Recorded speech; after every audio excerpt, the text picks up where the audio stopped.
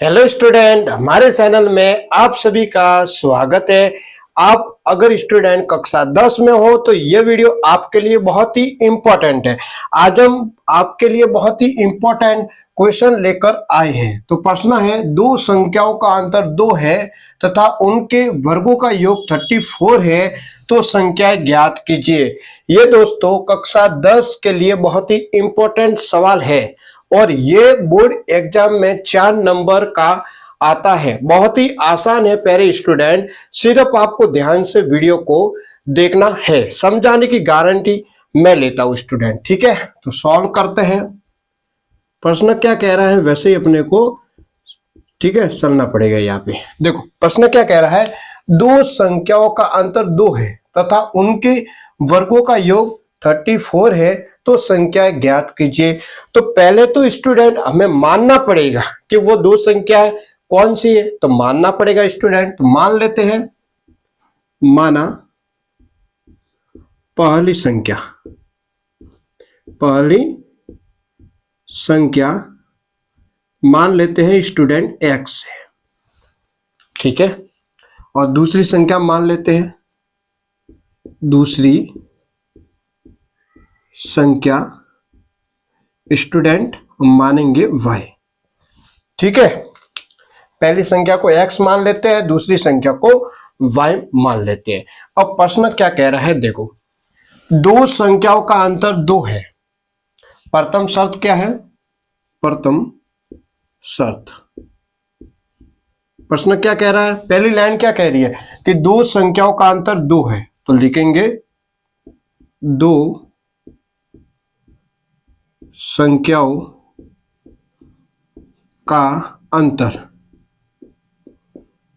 कितना है, 2 दिया हुआ है। ठीक है, दो संख्याओं का अंतर 2 है, तो हमने संख्या मानी है। देखो पहली संख्या x मानी है, दूसरी संख्या y मानी है, और इन दोनों का अंतर का मतलब घटाव कितना है, 2 है स्टूडेंट। समझ गए। ये लाइन क्या कह रही है कि दो संख्याओं का अंतर 2 है, तो पहली संख्या x माना, दूसरी संख्या y माना, अंतर मतलब घटाव, माइनस का निशान लगाना है, कितना है, 2 है। यहां तक स्टूडेंट आप समझ गए होंगे। इसको मान लेना है समीकरण 1। क्या मानना है स्टूडेंट, समीकरण 1 मान लेना है। यहां से स्टूडेंट हम x का मान ज्ञात कर लेते हैं, आगे काम आएगा।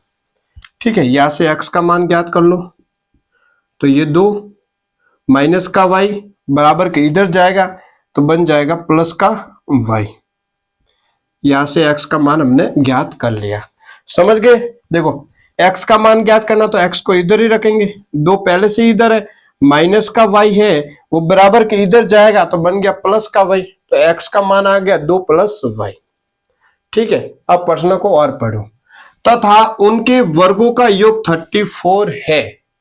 द्वितीय शर्त क्या है बच्चों, द्वितीय शर्त दूसरी लाइन क्या बोल रही है, देखो दूसरी लाइन बोल रही है कि उनके वर्गों का योग 34 है।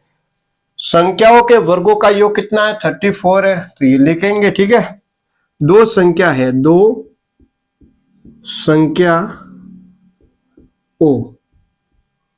दो संख्याओं के वर्गों का योग कितना है, वर्गों का योग कितना है, प्रश्न में 34 है।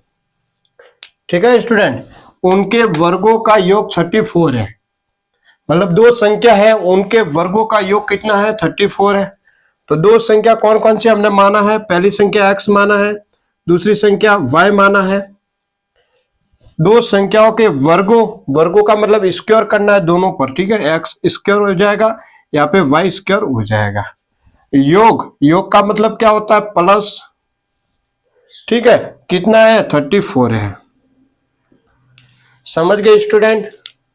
द्वितीय शर्त क्या कह रही है, दो संख्याओं के वर्गों का योग 34 है, तो पहली संख्या x है, दूसरी संख्या y है। वर्गों का मतलब स्क्वायर लगाना है दोनों के ऊपर, योग का मतलब प्लस होता है, कितना है, 34 है। इसको मान लेते हैं समीकरण 2। यहां तक स्टूडेंट आपको समझ में आया ही होगा।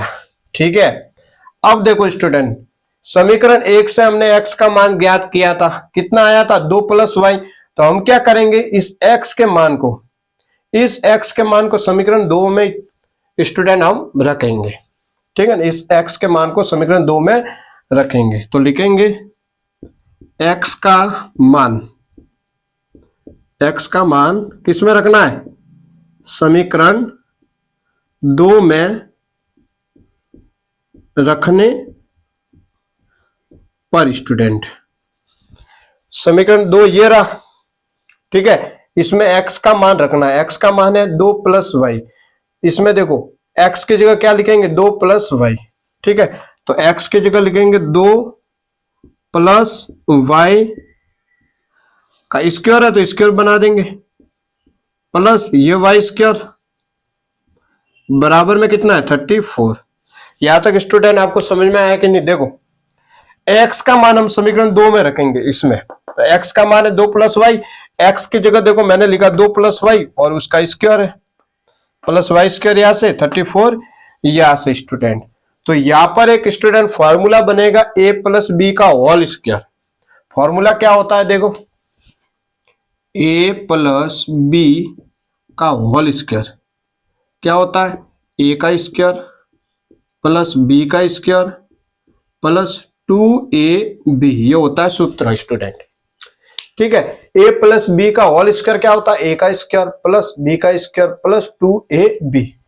तो यहां पर स्टूडेंट हम 2 को तो a मान लेंगे और y को b मान लेंगे और इसका स्क्वायर।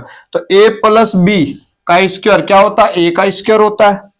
तो यहां पर देखो स्टूडेंट इस 2 को मान लेंगे a और y को मान लेंगे b, तो बनेगा a प्लस बी का होल स्क्वायर।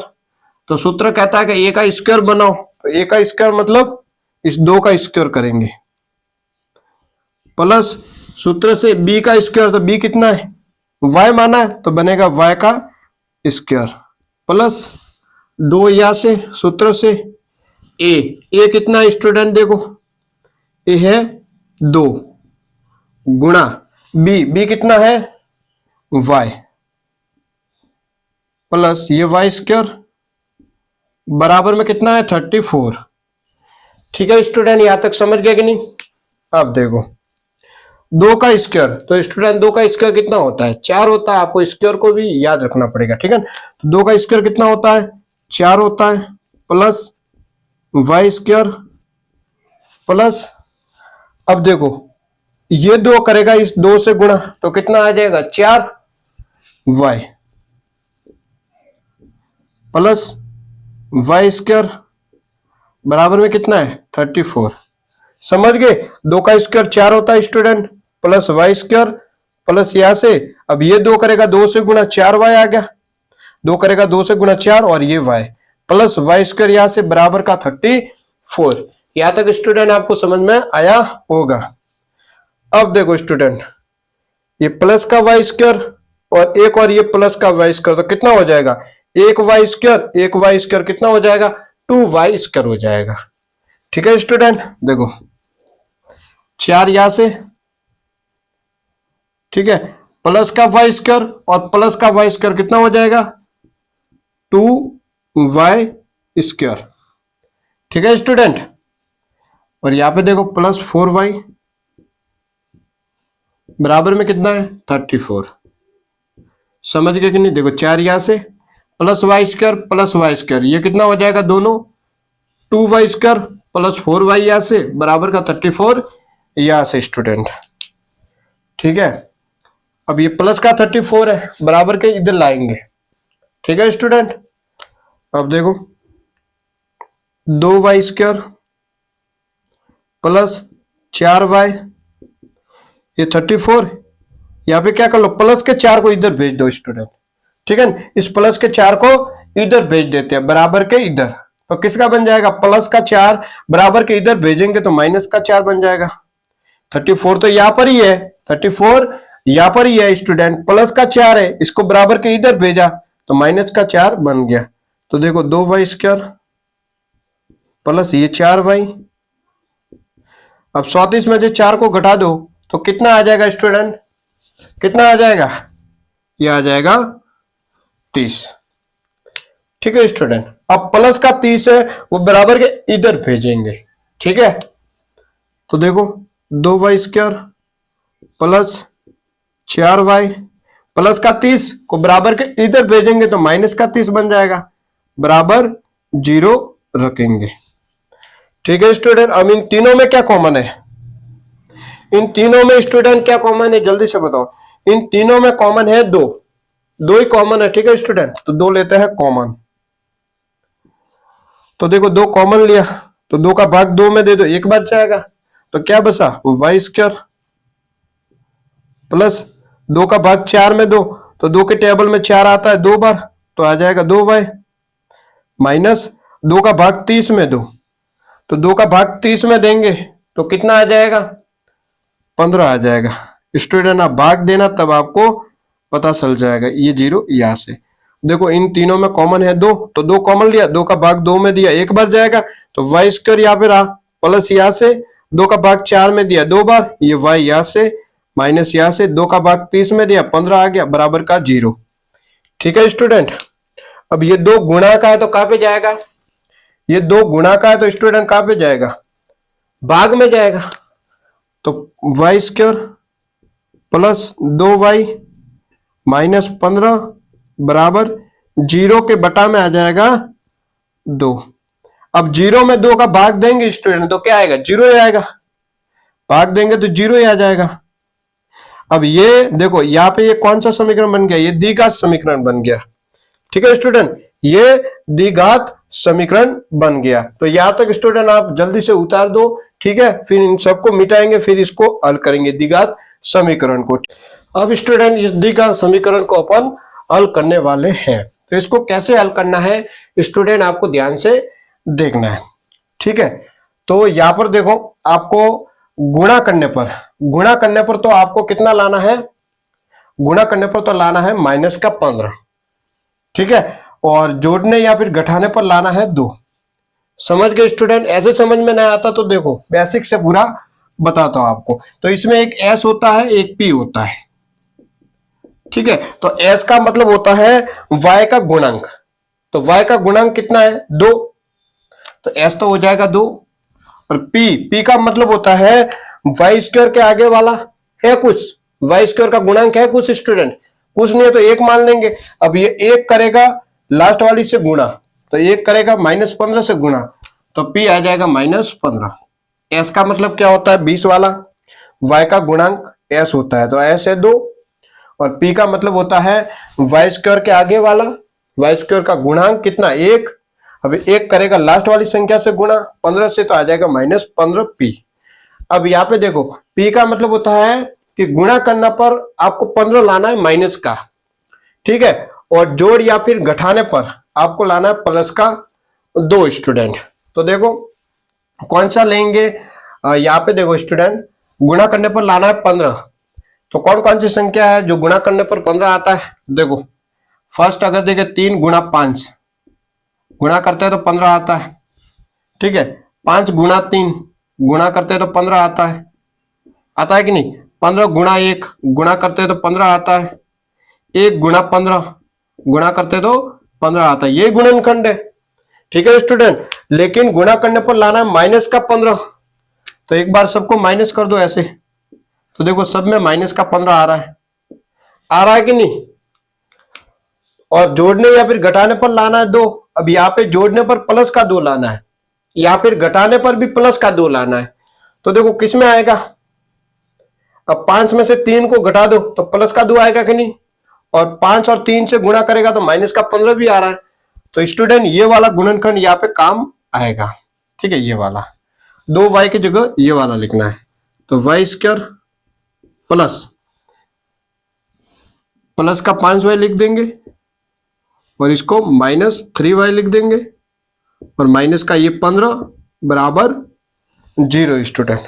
समझ गए कि नहीं, यहाँ पे y लिखेंगे, ठीक है, यहाँ पे देखो y है तो यहाँ पर भी y लिखना है, तो 5y लिखा, प्लस का 5y तो, और ये लिखा माइनस का 3y, ये -15 और बराबर का 0 स्टूडेंट।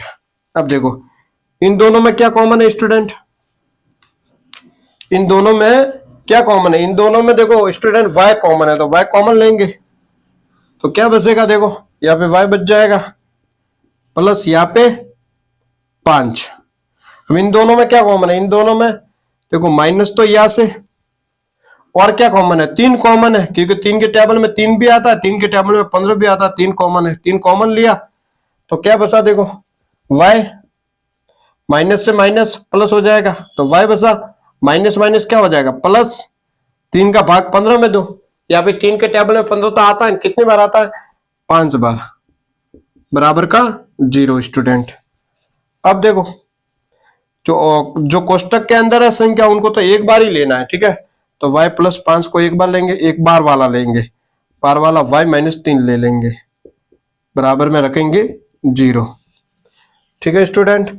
अब देखो y प्लस 5 के बराबर भी 0 रखना है और y माइनस 3 के बराबर भी 0 रखना है, तो y प्लस 5 बराबर 0 रखेंगे और y माइनस 3 बराबर भी 0 रखेंगे, तो y बराबर क्या आएगा, प्लस का 5 बराबर के इधर भेजा तो माइनस का 5, यहाँ पे देखो y बराबर क्या आएगा, माइनस का 3 बराबर के इधर भेजा तो प्लस का 3 आ जाएगा।